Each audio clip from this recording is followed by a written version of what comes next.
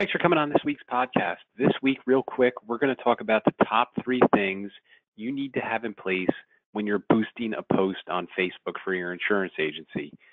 Obviously, boosting has become a great way to advertise on Facebook. It's affordable. You can control the price. And more importantly, you can get some of your content out to people who fit your target market. So step one is obviously the most basic thing. If you're doing a boost, you really need to have a developed, finished Facebook business page for your insurance agency. So what that means is it should look good, right? You should have it set up. You should have your logo on here. You should have all of the information filled out. But more importantly, it needs to be active. You need to be posting good content to it at least 3 or 4 times a week that projects you as the expert for your products. This one example specifically is more of a senior market Medicare agency, and you can see they're constantly posting good educational content about open enrollment and about things changing in the market.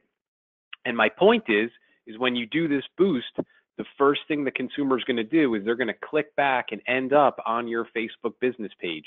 If your page is not complete, if it's not active, you're not going to look very credible to them.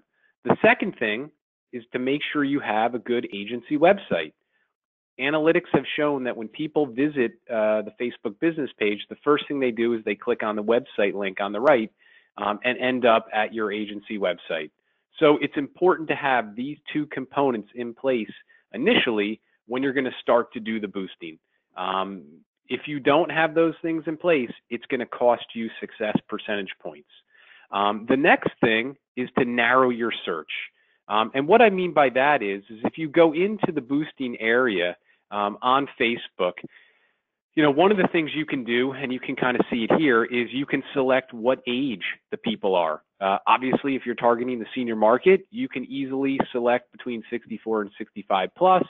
But more importantly, you can put in what location they are. This specific search, you can see that we're looking for people within 13 miles of Denver. I can easily change that to 11 miles if I want to. And what you'll see down here at the bottom is you will see how many people the potential reach is. Right now it's 130,000. I think my initial point is that less is better than more. I've had some clients who've, I can get this out to 10 million people. Isn't that great? Not really. Most likely of those 10 million people, a high percentage of them are not going to fit your target market. So the goal here is to try to really sort through and set up some parameters so the ad is only going to people who are really your target market. That's going to save you money and it's going to get you more leads. So again, when you're narrowing your search, make sure to try to target their age, where they live.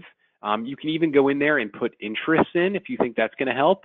And you can even put in specific zip codes if you're trying to target wealthy or non-wealthy. You can probably do some research and figure out where those people live. I appreciate everyone's time on this quick podcast. Hopefully I gave you some things to think about. Feel free to check out insurance websites and socialmedia.com to learn more about our insurance website and social media content posting services. Thanks again and have a great week. Bye-bye.